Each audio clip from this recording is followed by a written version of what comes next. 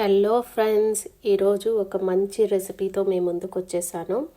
కుర్కురే దొండకాయ French fries కన్నా ఈ ఫ్రైస్ చాలా బాగున్నాయని ఫీడ్బ్యాక్ ఇచ్చినారు మా పిల్లలు.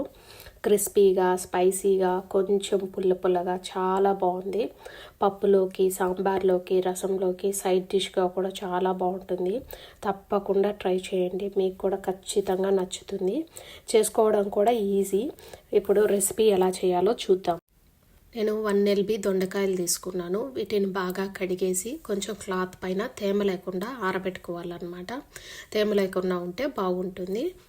దొండకాయలు బాగా ఆరాక సన్నగా కట్ చేసుకోవాలి.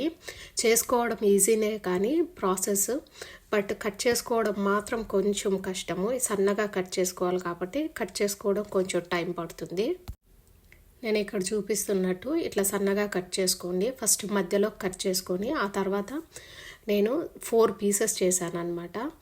ఒక్కొక్క సైడు ఇట్లా సన్నగా కట్ చేసుకుంటే మనకి బాగా క్రిస్పీగా వస్తుంది. అంతా ఉప్పు అంతా కూడా బాగా పడుతుంది అనమాట.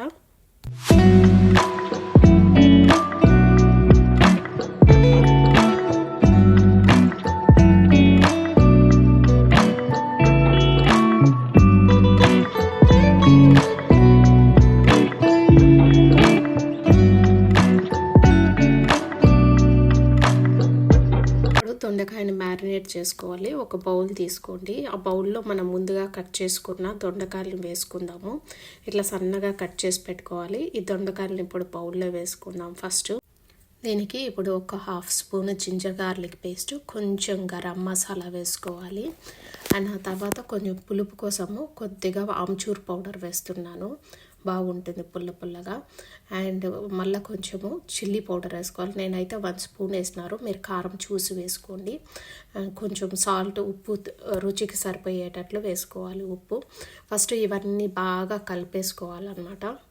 ఇట్లా చేత్తో జింజర్ గార్లిక్ పేస్ట్, సాల్ట్ అవన్నీ బాగా మిక్స్ అయ్యేటట్లు బాగా కలపెట్టుకోవాలి. ఇప్పుడు దీంట్లో కొద్దిగా కార్న్ఫ్లోర్ వేస్తాము. మెజర్మెంట్ ఏమీ లేదు, నేను కప్స్ ప్రకారం మెజర్మెంట్ ఏం తీసుకోలేదు, నేను జస్ట్ అట్లనే వేసాను అనమాట.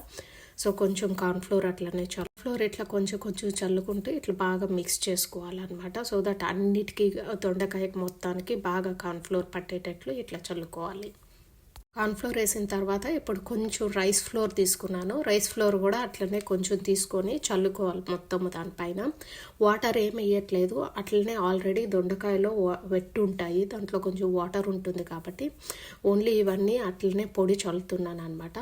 రైస్ ఫ్లోర్ వేసిన తర్వాత కొంచెము శనగపిండి వేసాను. శనగపిండి కూడా అట్లనే చల్లుకొని బాగా మిక్స్ చేసుకోవాలి. ఇప్పుడు ఇవన్నీ బాగా మిక్స్ అయ్యేటట్లు.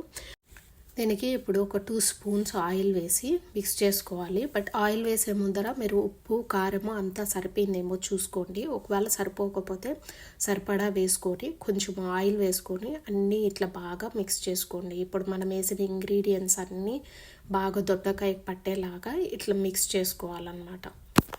చూసారా, అంతా మిక్స్ అయ్యాక ఇలా ఉంటుంది. దీన్ని అట్లనే ఒక 2 అవర్స్ పెట్టాలి. మనం వేసిన మసాలాలన్నీ దానికి బాగా పట్టడానికి అట్లనే 2 అవర్స్ పట్టాలన్నమాట. ఇప్పుడు నేను దీన్ని 2 అవర్స్ పెట్టాను. 2 అవర్స్ తర్వాత దీన్ని మనము ఇదర్ డీప్ ఫ్రై చేసుకోవచ్చు. డీప్ ఫ్రై చేసుకుంటే టేస్ట్ ఇంకా చాలా బాగుంటుంది.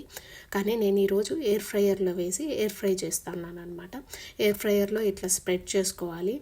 అండ్ నేను ఆప్షన్ పెట్టాను, ఫ్రైస్ ఆప్షన్ పెట్టాను. సో ఫ్రైస్ ఆప్షన్ పెడితే నాకు 18 మినిట్స్ చూపించింది. సో ఇది 18 మినిట్స్ పడుతుంది ఫ్రై అవ్వడానికి.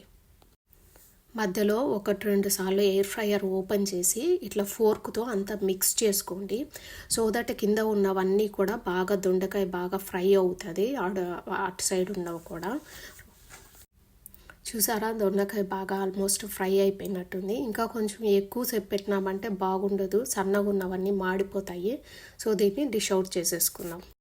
యమ్మీ కుర్కురే దొండకాయ రెడీ అయిపోయింది. మీరు కూడా ట్రై చేయండి, ఖచ్చితంగా నచ్చుతుంది, చాలా బాగుంటుంది.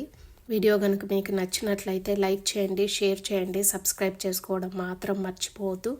మళ్ళీ ఒక మంచి వీడియోతో మళ్ళీ కలుద్దాం. Bye friends.